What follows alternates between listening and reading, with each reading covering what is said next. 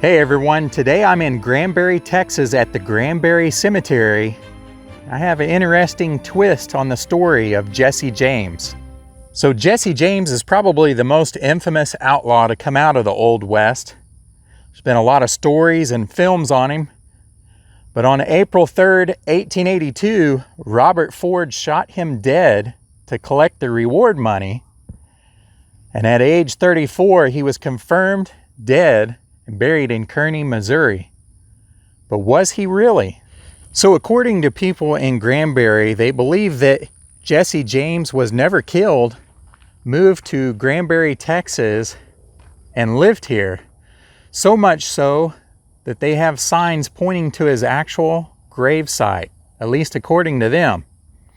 So you just follow those signs and it'll lead you right straight over to his headstone, where he has marked as Jesse Woodson James. It says September 5th, 1847 to August 15th, 1951. Down at the bottom it says supposedly killed in 1882. You can also see a Confederate flag there, couple coins, lots of rocks, just different little trinkets of remembrance. Little necklace there, something else rusting away down there. It almost looks like a ball bearing or something. So according to people in Granbury, Texas, Jesse James was not killed in 1882. Instead, he faked his death and relocated to North Texas, and he worked as a railroad contractor under the name of J.W. Gates, although he was better known as J. Frank Dalton. Near the end of his life, he revealed his true identity to the sheriff of Granbury, which was Orrin Baker, and Dalton spent his final days recounting his adventures he had with his brother Frank and the rest of the gang. And Dalton passed at the age of 103, just shy of 104 years old.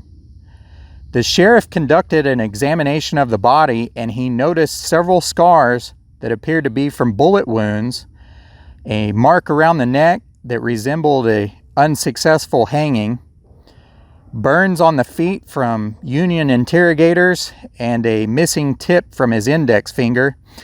The sheriff stated that all of these things were consistent with incidents known to have occurred to Jesse James' life. So the city has placed the signs in the cemetery leading exactly to his grave. And as you can see here, this headstone does state his name. And at the bottom, they've placed supposedly killed in 1882. Here in Granbury, Bud Hardcastle, a used car salesman and Jesse James enthusiast, volunteered to represent three of James's supposed grandsons. Together, they hoped to prove that Dalton was really Jesse James. After years of legal battles, they were granted permission to exhume the body here in February of 2000. But when they dug up the casket, it turned out they had the wrong man. Dalton's earlier markers had been stolen enough times that the exact location in this cemetery had been misplaced. In order to exhume again, they needed another order to be obtained, and Hardcastle exhausted his funds. He's never been able to organize another effort to exhume the body that's here. So which grave is the real grave to Jesse James? Is it this one, or is it the one in Missouri? Is it possible that it's neither one? So we are now in Blevins, Texas at the Blevins Cemetery, and there's one man in here that a particular woman thinks is the actual Jesse James. Let's go in and find him. So we are now at the final resting place for James Lafayette Courtney. His great-granddaughter, Betty Dorset Duke, has been picking a fight to have him recognized as the actual Jesse James. As a child, her parents told her repeatedly that he was the actual outlaw, but she never believed it. And then she began to notice similarities between the photographs of Jesse's mother and those of her great-grandfather. She examined the photos of Courtney's mother and determined that it was in fact the same woman as Jesse's mother. She also recalled the exceptional pistol skills that he had and how he paid cash for everything. Duke believes that the person buried in Missouri is Jesse's cousin Wood Height. In 1996, they exhumed the body in Missouri, and experts performed a DNA test using samples taken from 2 descendants of Jesse's sister. And the results from that test had very little chance of error, and the James relatives in Missouri claimed that everyone else was crazy. Now, Betty Duke didn't buy that. She claimed that no DNA had been extracted from the body itself in Missouri.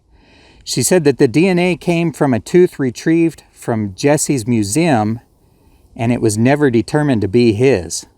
Also, if it was a cousin, it would have shown a match anyways. Duke has petitioned to have her own DNA test done on her great-grandfather, but the judge who has heard the case determined that there wasn't enough strong evidence to make this happen. So next to Mr. Courtney is his wife, M.E., wife of J.L. Courtney, born October 19th, 1854, and died October 21st, 1910. So after all we've heard, the debating still continues. There's only one real Jesse James, but where is he? Just to throw another log on the fire, there's another guy by the name of Henry Ford in Brownwood, Texas, that some people lay claim as being the real Jesse James. What do you think? I want to hear your opinion on where you think Jesse James is buried. Thanks for watching, and we'll see you guys next time. Those cows are over there finding shade and taking a dip into that pond right there.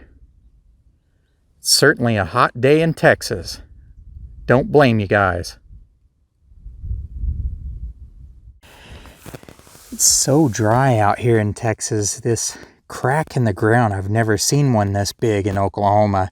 But that thing is about 2.5, 3 inches wide. And I really can't see the bottom of where that goes. But it's way down there. Hey everyone, today I am in Kearney, Missouri. This is the hometown of Frank and Jesse James. The farmstead where they grew up is here in the area. And what's interesting is Jesse James was actually buried on that farmland. In fact, it was within sight distance of the window where his mother slept. But in 1902, Jesse was moved right here in Mount Olivet Cemetery. Here you can see a government marker, Jesse James, and it's referencing Quantrill's Raiders. But this is where Jesse James has been buried forever, right here in this cemetery. The reason that he was buried on the farm homestead was that there was a fear of something happening to Jesse's body. And so they didn't want him dug up or sold or something like that to a circus, carnival, whatever. So his mother actually buried him on the homestead out there. And that homestead held his body until 1902 when he was moved out here. His mother kept guard over his body